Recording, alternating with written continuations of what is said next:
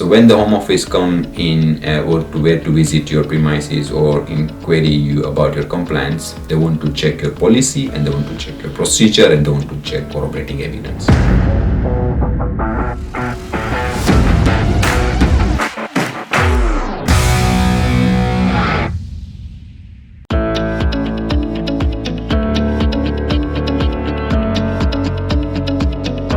If you are applying for sponsor license to bring overseas skilled staff and you have 4 documents to submit the application, and now this is the next level of your sponsor license application. This is what I want to cover. It's very important. Again, based on my last few months experience, Home Office is sending inquiries around the compliance of your sponsor license, potential sponsor license, and they want to understand if you are ready to take the sponsorship duties.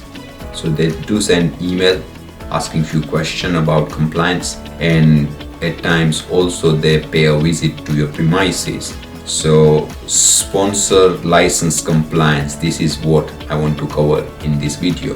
There are actually 5 pillars of sponsor license compliance, and I've prepared this based on my last 13 plus years experience doing hundreds of sponsor license application in our business.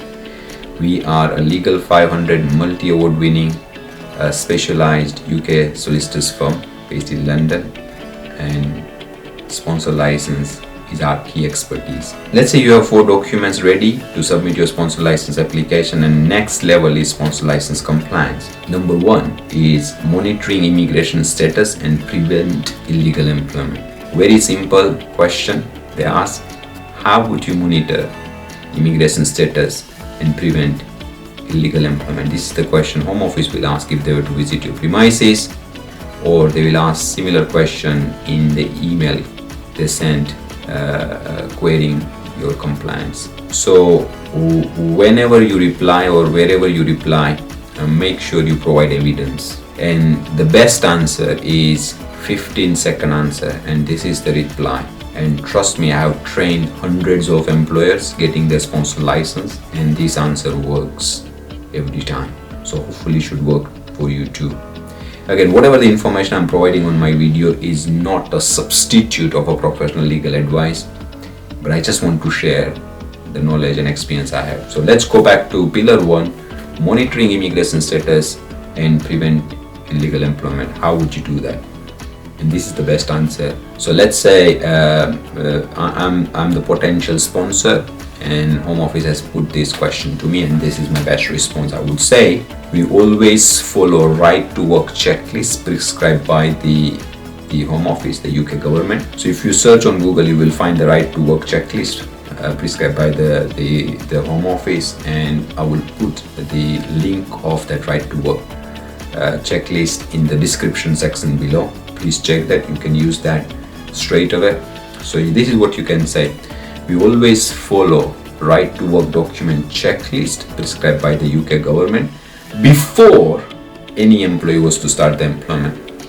And you follow that, not just say it, but this is your policy and procedure. So when the Home Office come in or to where to visit your premises or inquiry you about your compliance, they want to check your policy and they want to check your procedure and they want to check corroborating evidence. Policy, procedure, evidence. Firstly, monitoring immigration status, prevent illegal. I'm sorry I'm repeating, but I want to make sure you understand that and be helpful for you.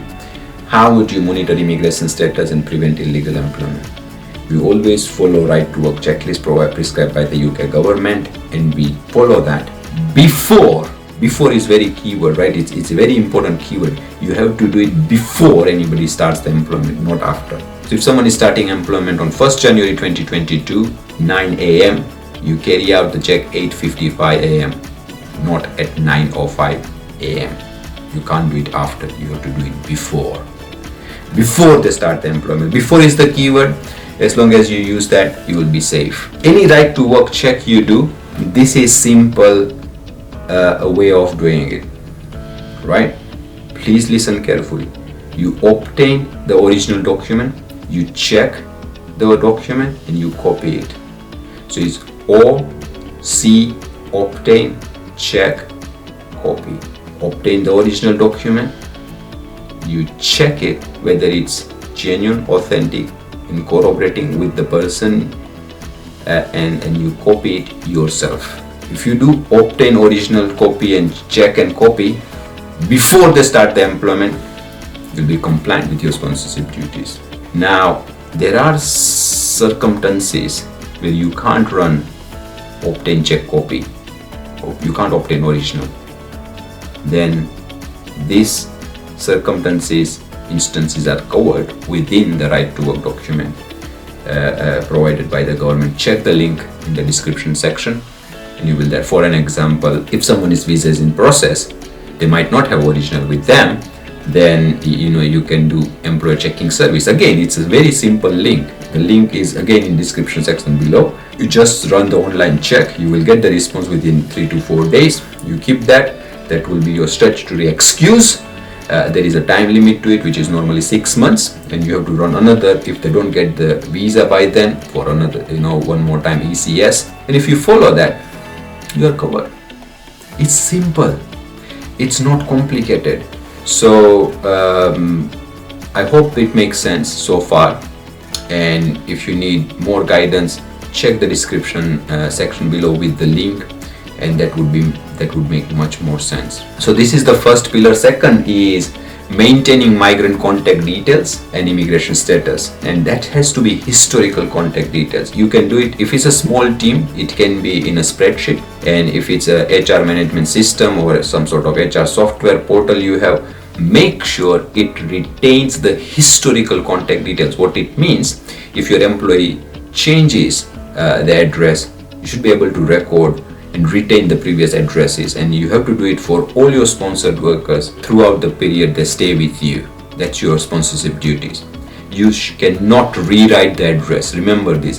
This is a very common mistake employers are making, even they have a sponsor license, and if they do it, they would be in breach of their sponsorship duties and they will lose the license. So please be careful. Maintain historical contact details. It can be as simple as spreadsheet. You record address 1, address 2, address 3, and or else if it's a software, make sure it has a capability of holding previous addresses. And if it doesn't, then again put it in a spreadsheet for at least your sponsored workers. Very important. You need to maintain historical contact details for your sponsored workers. And immigration status. If they change their immigration status, you need to report that to the home office. For an example, they are on skilled worker visa, they change it to spouse visa, they need to let you know, and then you need to report that to the home office within 10 days. Now, this is the second pillar, right? Maintaining migrants' contact details and immigration status. And yes, let's say you have a spreadsheet, or you have a very beautiful HR management system or HR portal where you are maintaining historical contact details. But how would your employee know that they need to inform you of their address change? So do this, right? This is the solution. Simple. Put a paragraph in your employee handbook or in your employment contract that if they change the address or their contact details or immigration status, they should inform you immediately. Just a notice, just one line.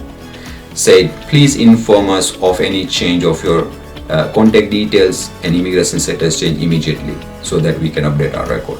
Put this one line as a notice in your employee handbook if you have one, or if not, put it in employment contract. And if you don't have that, then you have to email each employee when they join the company and retain that as a record. For me, for my clients, I think so adding this paragraph into employee handbook or employment contract is much more easier and safe and assured, because it's there. Every employee has to follow employee handbook or employment contract terms. So there is no ambiguity in policy and procedure. This is very powerful, solid, and it has worked for last 13 years for all my clients. So it should work for you too. This is free advice. This is very free advice, and I'm just trying to share all my experience, expertise, and knowledge on this video for free for your benefit. It has worked so far, it should work for you too. So that's number 2 pillar. I'll catch you in the part 2 of the videos for remainder of more pillars of sponsor license compliance. So thank you very much for watching. If you like my video and content, please subscribe to our channel. If you have any comment or any further questions which you want to ask me, please put it in the comment section below now, and all the very best, and I'll see you in part 2 of this video. Thank you so much.